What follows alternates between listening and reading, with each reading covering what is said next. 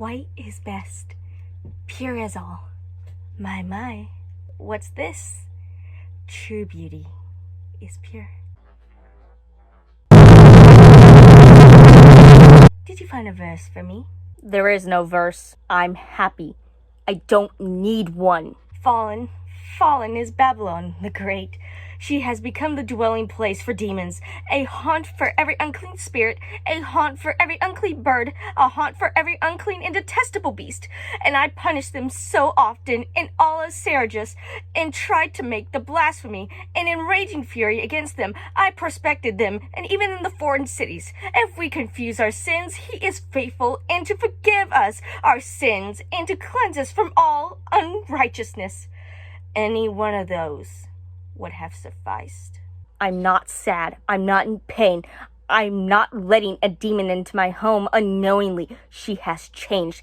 If all demons cannot change, then humans are no different. If one person cannot change, then we will never get to where we are. From weak to strong person, from a simple-minded to an understanding. Kids who do bad stuff and realize they're wrong should be given a chance. And that's the same as adults. Some things should never be forgiven, but one cannot be damned for things that they know that they did wrong and have tried to fix. My dear, I will fix you. Demon. I am not. I am an angel of the Lord. A demon in denial. The witch told you she could get you back to heaven, didn't she? I am an angel. You don't have to do this. I've taken in Ree. I can take you in. Help.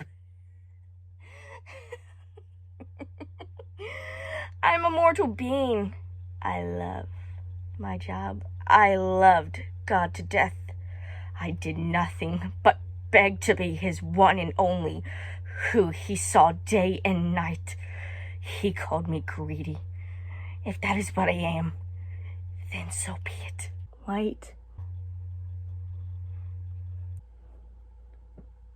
White, you were casted away because you became obsessive. You wanted a being no one would ever have to themselves. God belongs to all. You never understood, and you will never understand. Only thing to defeat a demon is holy water. I can't leave the room. How can I? Guess I'm gonna have to play priest today and make some holy water. That'll even work. How do you make holy water again? A priest has to bless it? How do you become a priest? I know nothing about this movie. Nothing. I saw it at Walmart and figured I would watch the many horror mermaid movies I'd seen pop up. The premise itself is interesting, but everyone says it's boring. How can a movie about a mermaid getting her tail chopped off be boring? Please, let this one be good. I've suffered enough already. Oh, dear God, please.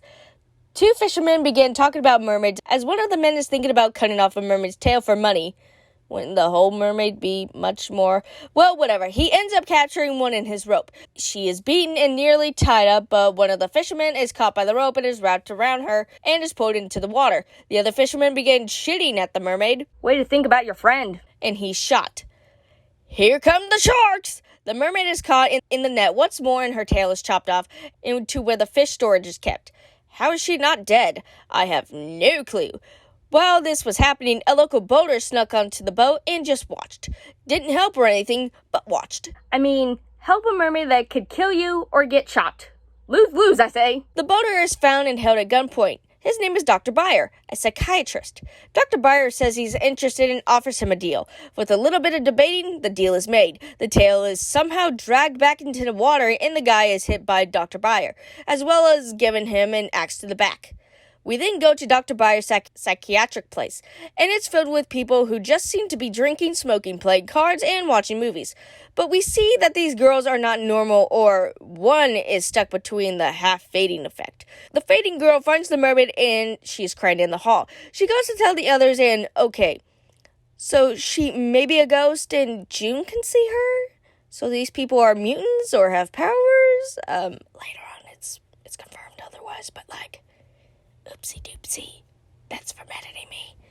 They go to find her carrying around sharp and or whatever other items they could get their hands on. The nurse takes their weapons, realizing it's the mermaid, and tells them to go back. We see Dr. Byer looking at the mermaid's report, and it actually explains how she was able to get legs.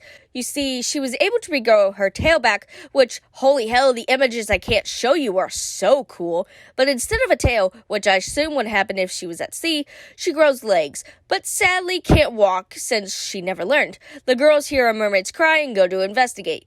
The ghost girl finds the mermaid and she goes into the pool. She tells June, who thinks her legs are paralyzed, or that they're trying to get her to use her legs. Oh, and the ghost, she was there 10 years ago, and the marks, we can assume she died here. The mermaid continues to sneak out into the pool and even manages to use a wheelchair. She's able to hide with ease, too, from the employees. She seems to be getting a little closer to the ghost girl, and by that I mean she doesn't scream at her anymore when she sees her. One of the nurses comes to wake up the mermaid, showing her all the tank decorations, and she breaks the mermaid one. She then begins using a little bit of sign language. The ghost girl helps her into the wheelchair and begins wrapping her up. The two laugh at the camera's movement, scaring the mermaid, and she goes under the bed. The mermaid goes towards the bathroom as Dr. Miller comes to see her. The nurse tells him that this is her favorite place, and she seems to have seaweed growing from her head. She turns on the water to help herself, and we cut to the girls all in the circle trying to voice their issues. The power goes off and they order pizza. The mermaid begins to sign something to Dr. Miller, but he can't understand. The mermaid says that she can see the ghost girl, and June says she can too. She learned to sign from pirates. She also talked about how pirates also stole mermaids from the sea, and that other girls have genes tied to mermaids. But of course, no one believes her, saying that she believes that she's a mermaid. How about we show everyone that the mermaid can stay in water for X amount of time? Then they'll believe. The mermaid talks about how they use legs to deceive people, and this may not be the first time her tail's been hacked off. She tells Dr. Miller that many mermaids can't live long on land and that she's dying. She needs to go back to the ocean. Dr. Byer hears this and everyone else doesn't believe her. The ghost girl does, however, as the mermaid extends her hand. She realizes she can't touch her, though, sadly. The mermaid is awoken by the psychiatric workers and taken to the basement for some alone time, and the basement is filled with water. The girls upstairs don't know what to do, and some want to help while others say leave her. The mermaid's locked away in a secret room, and one of the girls that wears a helmet goes to save her. She finds the door wide open when it was locked, and Dr. Byer sees her, telling her to go down there if she's brave enough. He locks the door, because of course he does. She makes it towards where they are, but goes past the room, finding a bald-headed woman. She ends up running into a nail and hurting her eye as she finds a door that leads further down. There are bones and rotting meat and even a dog, but the girl is killed by the dog as the lights go out. The mermaid has seaweed in her hair for a reason. It helps her see in the dark. Yeah, that was a stretch, but she escaped somehow. She just kind of gets back up and begins watching TV. It's locked. Actually, how did the other girls escape? She's slowly able to speak, but two of the girls begin messing with her. A little while later, the mermaid falls out of her wheelchair and gets back up, wobbling back to her room. The nurse gets her dressed, leaving her for a second as she wanders off. She's later found and goes to the girls, where she breaks the window and escapes. Excuse me, what? Yep, just crawls out there and the others follow. They go to the lake. It's probably a sewage lake than anything, but regardless, she goes in. Can't be worse than what's floating around in the ocean itself. The girls decide to go back because, one, it's cold and it smells, but also they can't really do anything because they need their medicine and would be dragged back anyway. One of the girls stays with the mermaid. She's been the one to be rude and spit and curse at people, as well as to be the sexual one. She wraps the mermaid up in the jacket, hugging her as she cries on her shoulder. This moment was weird. I wish we kind of had another scene that maybe she, was this way around others, being rude, but, alone, she's, very, hurt, an emotional mess. The two hug, and we cut to the next day, and the mermaid is gone. The girl decides to go back as the ghost girl finds the mermaid away from the water and out in the middle of the woods, transformed with the tail. The ghost girl gets her wheelchair and begins helping her as Dr. Byer and the nurse go to look for the girls. He hits her with her car, so the nurse and another one of the security workers see the mermaid as well and are told to take her inside. The girls are locked in the room as well as the windows are being boarded up. They see Dr. Byer reverse his car as the mermaid is loaded in, and they watch as he hits the worker over the head, causing them to freak out. The nurse runs inside to tell the others to keep boarding the windows as Dr. Byer goes inside and tries to open the door to where the girls are. The nurse tells them to keep quiet and that he wouldn't be able to get inside of the steel door, and they manage to stay quiet as he leaves. The other nurses begin hiding the other patients, and one of the nurses is shot. I'm just wondering the next day when the nurses come in who had the day off just comes in and sees what happened and, oh my god, there's blood everywhere. What happened? The worker takes off the boards as the girls escape, and the doctor begins opening fire on patients that are hiding. Jesus Christ. One of the girls just has to go and pee and runs back in. Dwight, you ignorant slut! The doctor doesn't have any more bullets because he decided to use a full machine gun full of clips on 2, maybe 3 patients, and decides to use a taser. He misses, and somehow she's shocked to death because blood on the floor and electricity. Is there a circuit breaker in here? Dr. Byer, upon hearing police sirens, gets into the car and drives off. But our mermaid here has some cool trick. She spits up ink onto the windshield. Ink. Thank you, Captain Obvious. He drives them to a boat and hooks her up in a secret room behind the bookcase. The ghost, for some reason, can't walk in as Dr. Byer begins to say his life is over because of her. No one told you to take the mermaid. No one told you to even keep her for this long. Ghost Girl pushes forward, finding a skeleton as she continues down as Dr. Byer thinks about examining her like a lab rat. The nurse, traveling in a taxi, finds the boat. How? She tells the girls to stay put as she runs toward the boat. The nurse gets inside the boat, finding the doctor isn't there and feels defeated. She opens a book and finds out that the ghost girl died on the boat after he took her and began performing procedures on her. The nurse hears the mermaid's cry and opens the bookshelf. She, armed with a gun, goes inside to help her and shoots him, injuring his hand. The mermaid helps fight back as she damages the boat, attempting to drown him. The ghost girl helps as well and gives her fishing hook as he is tortured, and the girls come in, helping the nurse free the mermaid who escaped through the hole in the boat. The girl tries to open the bookcase, but it's jammed. They try to break it open, only finding the ghost girl's skeleton, and suggest try to swim through the hole. One of the girls, named Rebecca, Don't bring me into this. is slapped into the water because the bitch ain't dead. He begins to drown her as the mermaid comes back. The mermaid breaks her neck with her tail.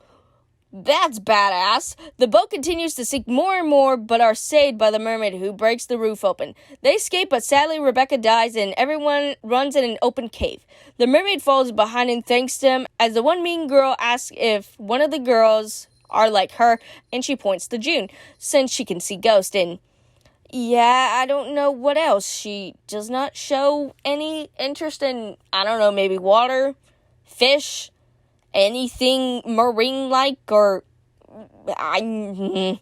She tells the ghost girl thanks for helping her and for being a friend, and then she leaves for the sea. Good. I actually like the cutting of the mermaid's tail plot. I also like how she's sent to a psych ward. They actually explain how she got legs instead of, oh, it's dry land and it's legs. It actually is like a cocoon, and then it mutates out. Now that's a good showing and not telling. The mermaid can see ghosts. That's not something I would have ever thought of. I like the main nurse we see. She's trying to help keep them safe and talk to them like they're people who just need someone to talk to. I like the ghost girl. She does show that this place is evil early on, and also helps the mermaid break out of her shell. The mermaid, when she is fighting, is pretty badass. Why didn't we see more of this? Bad. So, you thought shooting while your patient was being dragged behind was a good idea. How did Dr. Byer even sneak onto this boat when we do see that he is on this ship? He's not even wet. I get Dr. Byer wants her to never talk about being a mermaid, but do you think in a psychiatric ward anyone would believe her? Like, 2 people do, and one is the ghost girl, and the other is the girl who probably just liked the story. The mermaid is let to escape from the psychiatric place too easy. If Ghost Girl was shown to help them, then sure, but it's just assumed that she was able to because years of experience or something. There are no precautions for any one of these girls to not escape. Like, the mermaid just wanders off and breaks a window while one of the girls with the helmet just is allowed to go with her. I get maybe the helmet girl is just going to be dog food anyway, but you want to keep them in, yes? So, June is a mermaid. It would have been fun to see her maybe have something similar to the mermaid, besides she can see ghosts. It would have been better for the ghost girl to be like her and be reborn as a mermaid or whatever. These girls have names. We just never hear them being called. Like, maybe they are once and I forgot, or not at all.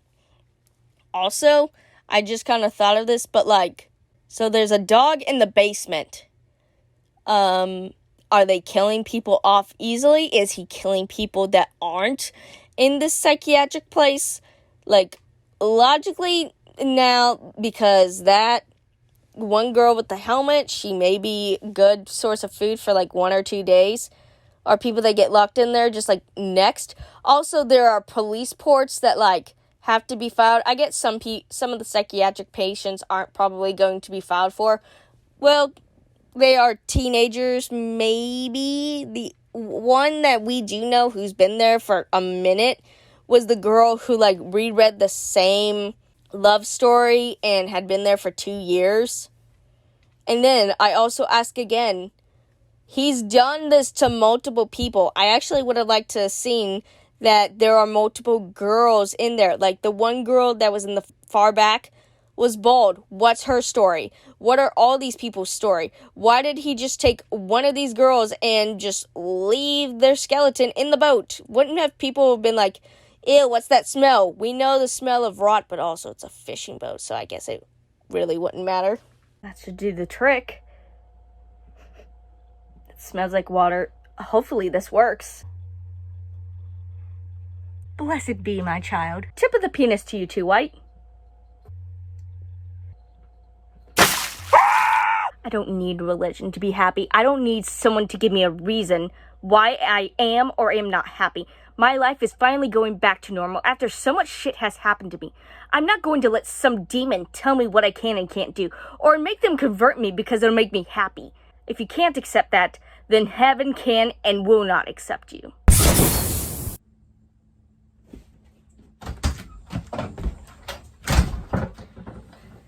Oh, there you are. And where were you? I've been abducted for almost a month, and here you are. Oh, there you are. Haven't seen you in a minute. I've been abducted by some angel thing. That's probably not even an angel. So where were you? What? Look, you've just been gone for 10 minutes, man. What are you talking about? I've reviewed everything. I've reviewed, Mermaid Down. I've reviewed the Tall Men. That's impossible. That... You can't be serious. So what you're saying is that you were brought to a place that probably felt like you were there for months, maybe years, but in reality it's been a few days or maybe even minutes. I don't know, she almost made me drink some of this tea and then... I don't even know, man. It almost got me. How did you escape? I unholied her. Well, if worse comes to worse, we can use this. What is that? This fell from her, so I assume that she's made from something sort of similar to what you're being made from. Well, what you're saying couldn't be 100% true. You did somehow escape. Well, 2 things. One, that also means that if you were to go, that you would drop something and maybe I could bring you back. But also, that means I can separate you from the witch.